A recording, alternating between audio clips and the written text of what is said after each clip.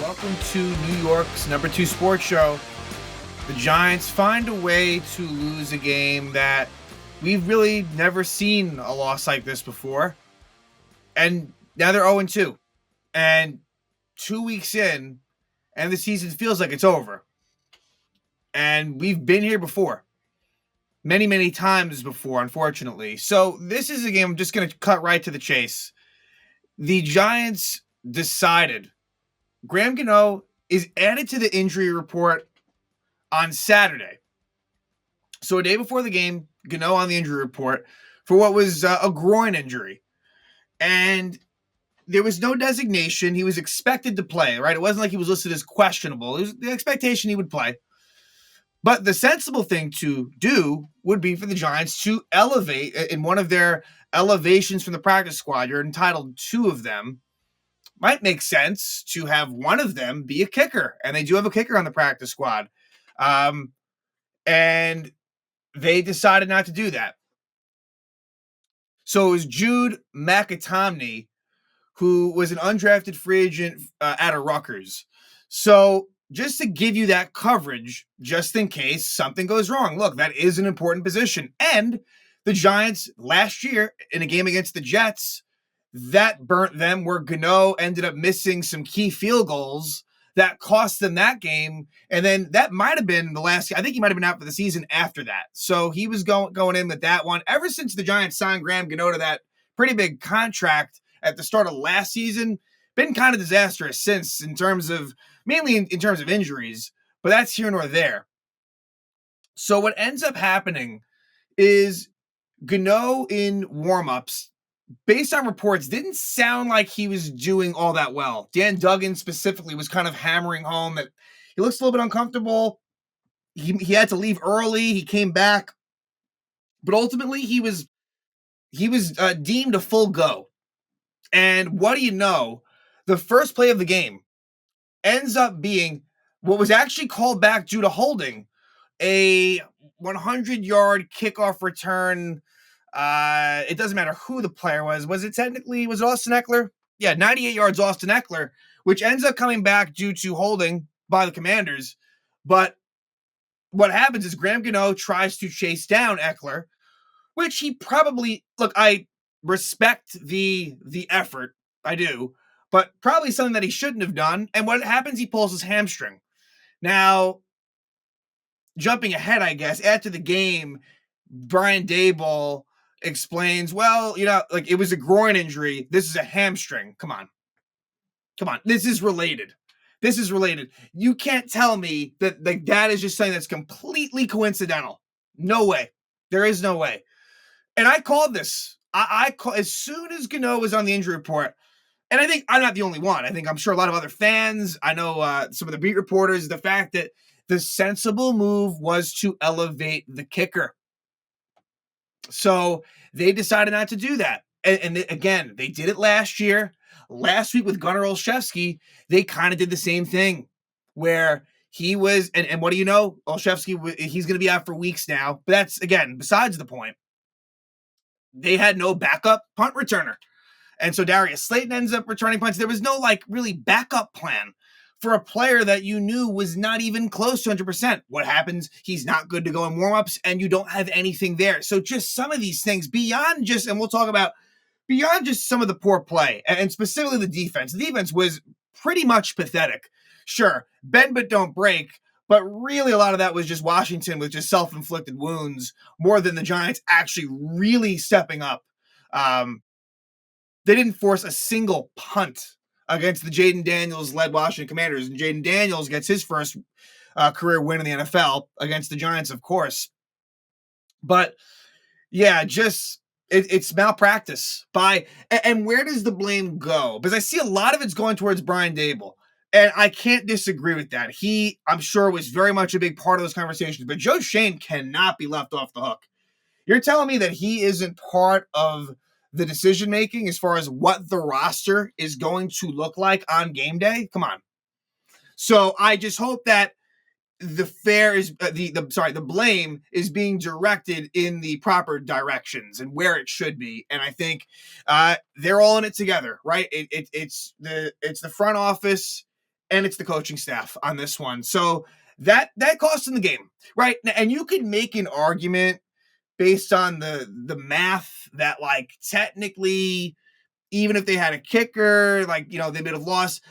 I can say, based on everything, that that was your difference, really was, because they missed an extra point. They tried Jamie Gillen, who I actually remember last year against the Saints. This is a situation where I think Randy Bullock got hurt. Now, the difference there is Randy Bullock, was seemingly healthy going into that game, so that's different. He gets hurt. Gillen, from what I remember, I think he might have hit maybe even a field goal. But anyway, Gillen misses an extra point, and then they go for two twice and are unsuccessful both times. And then the ironic thing is that the Washington Commanders, Austin Seibert, who was recently acquired by the Commanders, they've kind of had a kicker carousel for a while. And the ironic thing, too, is that Graham Gano, long time ago, started with Washington. But, yeah, 7 field goals for the Commanders, which is just ironic considering the Giants could not kick. And so the Giants ended up with 3 touchdowns and Washington with none. The second time in the history of the NFL that has happened where a team lost when having at least 3 touchdowns, well, and 3 specifically, to none. The only other time was 1989 Rams and the Vikings. I forget who it was, like who was on the winning side and the losing side. But yeah, that was a 23-21 final. So it was 7 field goals plus a safety that got that win. And of course, 21 points because, 7-7-7, which is what the Giants weren't able to do because they didn't have a kicker. Again, McAtomney should have been promoted from the practice squad. I'm sorry, or some sort of roster gymnastics, whatever it might be, should have been done so you kept yourself covered in the case that Graham Gano was unavailable, and that's exactly what happened on the first play of the game. So that is, for me, the main topic of conversation as it pertains to this episode. And please like and subscribe. Would be greatly appreciated. But this isn't so much of a long-term conversation, although it kind of deserves to be, in the sense that, hey, this is not the first time that this team, this regime, this franchise has pulled shit like this that doesn't make any sense. And it's so easily avoidable. That's the thing. So, yeah. As far as the game itself, the defense, man, just really, really bad. Really, really bad. Didn't force a punt. You just pretty long, methodical drives. The Giants' Shane Bowen defense is supposed to be built on stopping the run. That absolutely did not happen. And not even so much Jaden Daniels, Brian Robinson, 17 carries for 133 yards. Just big gain after big gain for him. And look, Jaden Daniels wasn't great. Didn't really have to be. Just kind of didn't make mistakes. That was it. And the turnover game, look, 1 turnover by Devin Singletary, who actually did well. Singletary looked pretty good. Giants offensive line, that's been one of the bright spots. And that's a big thing. But the offensive line the first games actually looked good. That's the scary thing. And they're still 0-2. Daniel Jones, first time bringing him up. I would say not great, not bad, to the point where, look, like the conversation as far as Jones being pulled from the starter's job, that's going to, look, that push that to the side for now. Now, if he struggles versus the Browns, that might come back up, right? I don't think he did well enough to the point where, okay, now it's just not a conversation. It is, but he was all right. He was all right. I thought he could have been better. What's interesting is Malik Neighbors, man, he is the goods. 10 catches, 127 yards and a touchdown, but a really critical drop in a tie game, coming close to the 2-minute warning, 4th and 4. Jones scrambles out, finds Neighbors near the sidelines, and Neighbors, as he's going down, he drops the ball. And so that, hey, you can't ignore that. And as much as Malik Neighbors is really, hey, he is the Giants' one of the Giants' best players already, right? I mean, we can talk Dexter Lawrence, we can talk Andrew Thomas. Malik Neighbors is a special player already 2 games into his career. But at the same time, look, he, and he's hard on himself. I like his attitude in the sense that very accountable.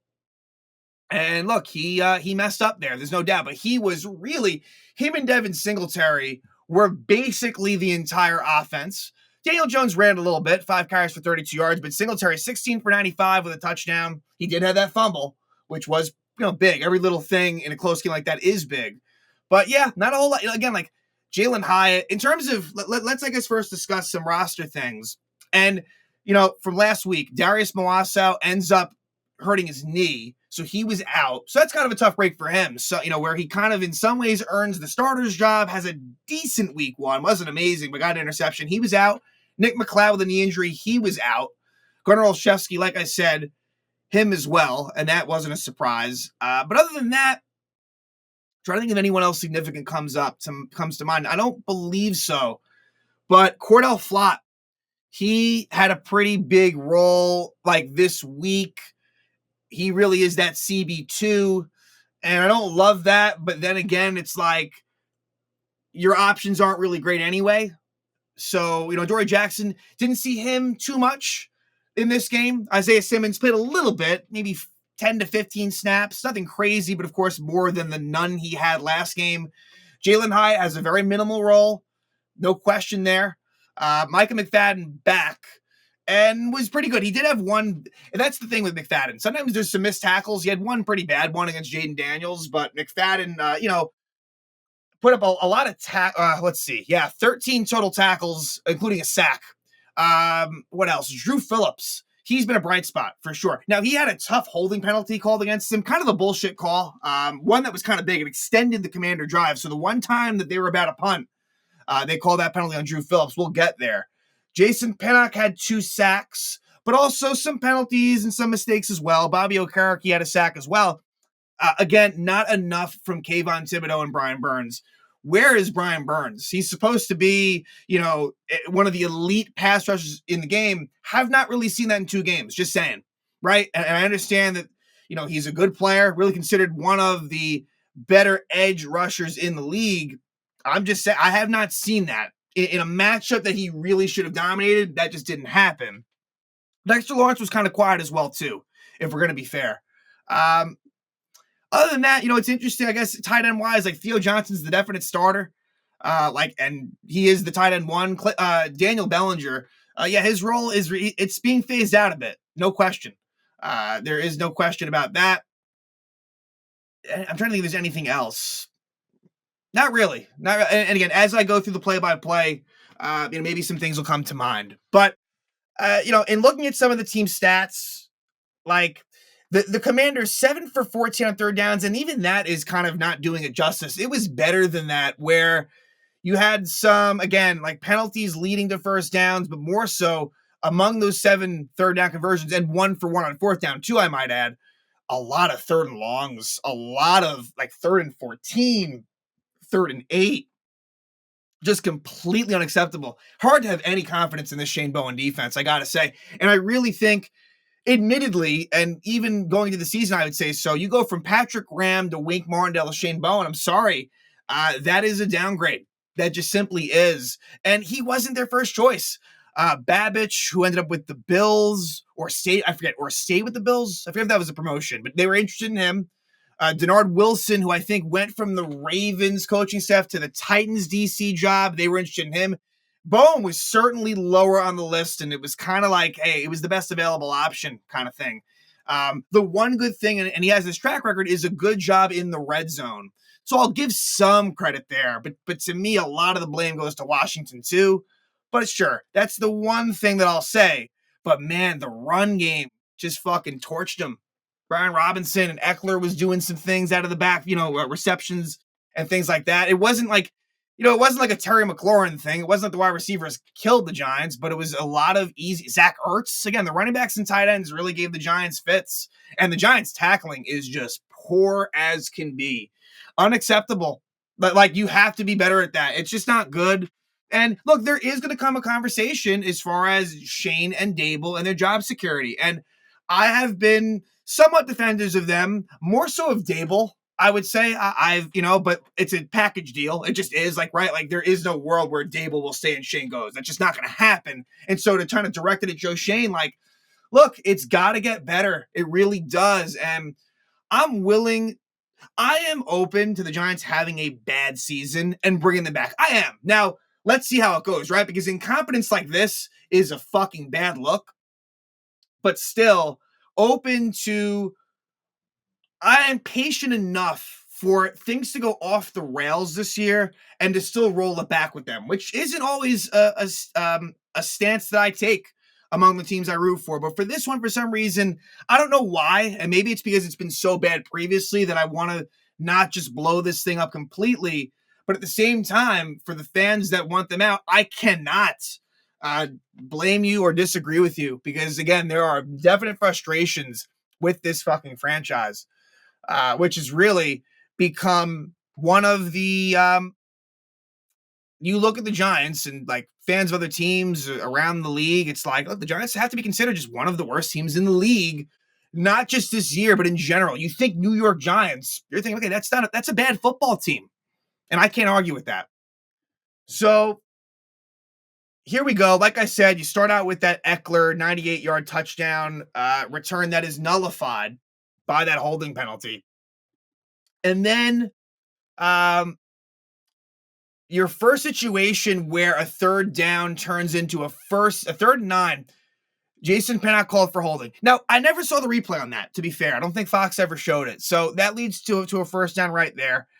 Ultimately, again, pretty methodical. 3rd and 10. This is, I think, the Jaden Daniels scramble play, which is where this might have been the one where Micah McFadden kind of let him loose, possibly, and he ends up running for 9 yards in a 4th and 1. Brian Robinson for 6. So that was that 1 4th down conversion.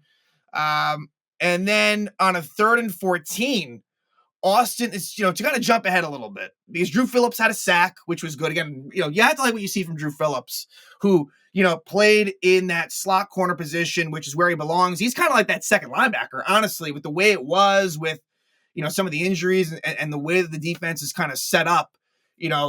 Drew Phillips has a, pretty big role for a rookie, for a 3rd round rookie. So 4th and 1 at the Giant 4. And just a self-inflicted issue by the Commanders, a false start penalty by Sinnott. And that leads to a 27-yard field for Austin Seibert. So the first of 7 field goals for Seibert. And the Giants get on the board. This is their opening drive. So hear this stat. This is the Giants' first opening drive touchdown in 27 games.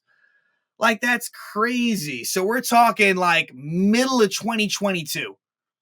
We're talking middle of the 2022 season was the last time the Giants had an opening drive touchdown. Now, I don't know. The one thing that actually does come to mind, I don't know if that includes the Viking playoff game. I know that they got off to a good start. I don't know it may not have been the first drive, but again, that's kind of semantics.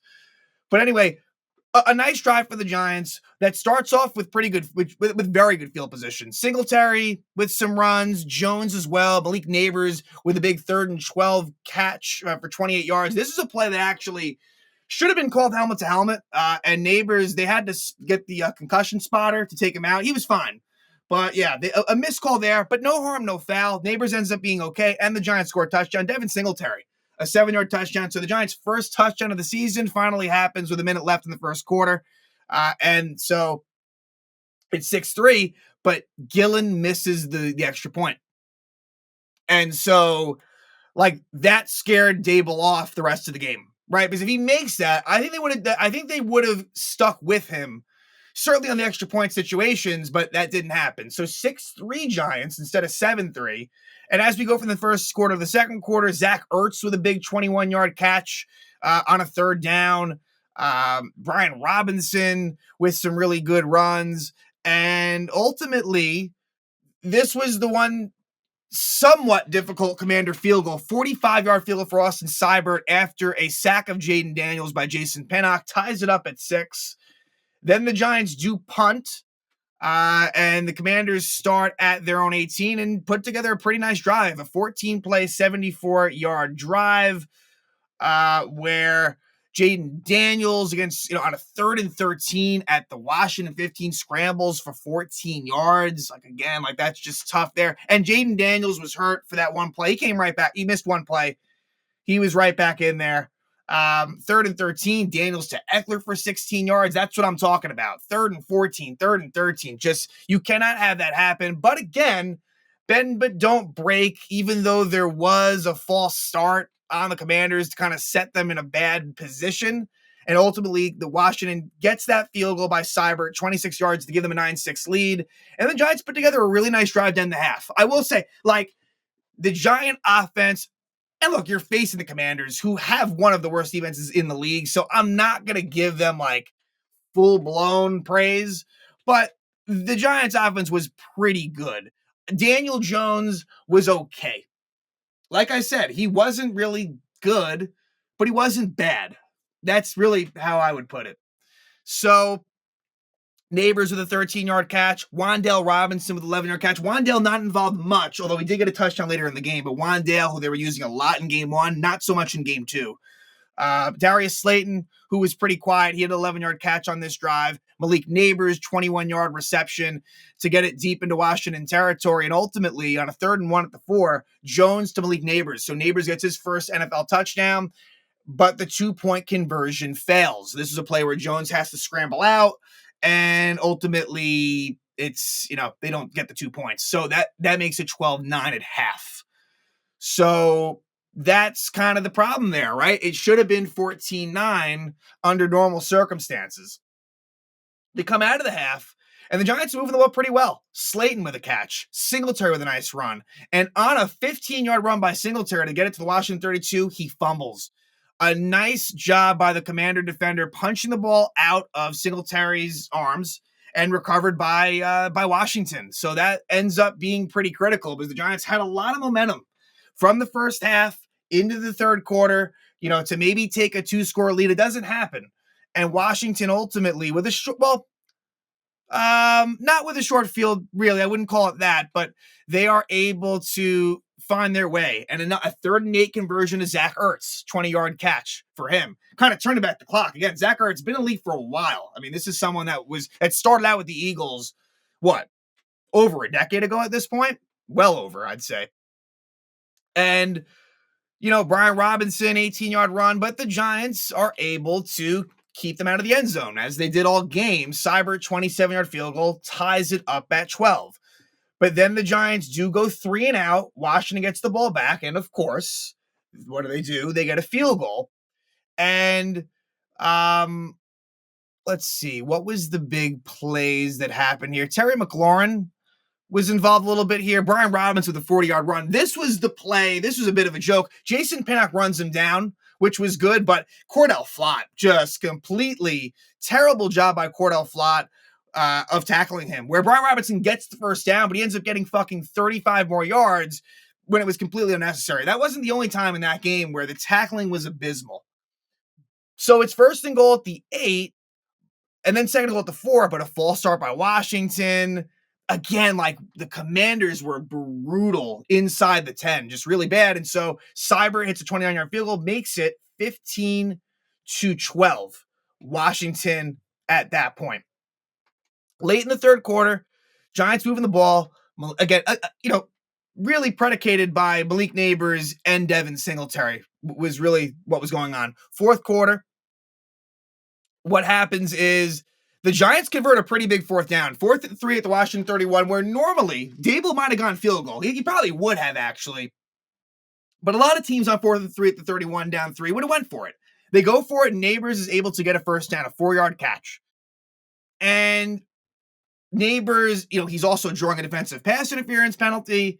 And on a 3rd and goal at the 7, they are able to get a touchdown. Jones to Wan'Dale Robinson. A lot of attention went to Neighbors. They go to Wan'Dale. So Jones with a couple of touchdown passes in this game. And no turnovers. So for Daniel Jones, again, did what he had to do, but also had more to give, probably. And then Jones to Slayton is incomplete for the 2-point conversion. This is where, you really could have considered trying the extra point with Gillen, making it a 4-point game. They don't. They said they like the play call. It's a combination of them not trusting Gillen and feeling like they could get something there, but they don't. It keeps it at a 3-point game. And so early-ish in the fourth quarter, Washington's able to tie this game up. And it starts out with Jamie Gillen with a kickoff short of the landing zone. So Washington starts at the 40-yard line. Again, that's another issue. But a 3rd and 5 play, it's a sack. What would have been a sack by Brian Burns, actually, which is off the board. So a little unfortunate for him. They called defensive holding on Drew Phillips, which kind of looked, Mark Schlereth didn't agree with the call. It kind of looked like bullshit. And that's a big call because it extends the drive, gets the ball to midfield. Then Noah Brown gets a 15-yard catch. Austin Eckler, a 27-yard catch to the 6. But then, there you go again with the Washington false starts and their issues. And so they settle on a 33-yard field goal. So now tie game, 18 all, 7 minutes left. Giants are moving the ball. And they get it into Washington territory, a big Jones to Neighbors play for 25 yards. And ultimately, let's just get to the point where, although a bad illegal shift, a bad illegal shift penalty by Malik Neighbors, but which did kind of cost them as it makes it 1st and 15 at the Washington 33. Eventually, it's 4th and 4 at the Washington 22. Normally, they would have gone field goal. It doesn't mean they would have won even if they got it. Let's keep that in mind. But Jones, incomplete pass to Neighbors, and Jones does a really nice job of escaping pressure, finds Neighbors wide open, and he drops it right near the sideline, right near, I forgot what side of I guess the Washington sideline, maybe, doesn't matter. Really, really bad drop by Neighbors, and it stinks because he had such a great game. He really, really did, but that's when he has to catch. And the Commanders, as they did all game, they get the ball, they move the ball. Coming out of the 2-minute warning, the big play is a 34-yard pass play from Jaden Daniels to Noah Brown. And then 11-yard run by Brian Robinson was big, as well as a 14-yard run by Jaden Daniels, ultimately leading to a walk-off, game-expiring 30-yard field goal by Austin Seibert, 7 field goals for Seibert, 21-18 win for the Commanders. Just a wacky, bizarre game that only the Giants and the Commanders can be involved in, because when these two teams play, weird shit tends to happen. That's exactly what did happen. So the Giants are 0-2. Look, the record at the end of the season, it's probably not going to be very good, and the schedule doesn't get much easier. So next, the Giants go to Cleveland to take on the Browns. The Browns are coming off of a win against the Jaguars in week 2 after they had a pretty ugly loss at home against the Cowboys. Now, I look at this game and I say, it is winnable for the Giants. I mean, Deshaun Watson has really not been very impressive, honestly, since really in his Cleveland Browns days, right? Since the whole, the off-the-field stuff happened and, was a really good quarterback for the Houston Texans. I just haven't been that impressed with him as a Cleveland Brown.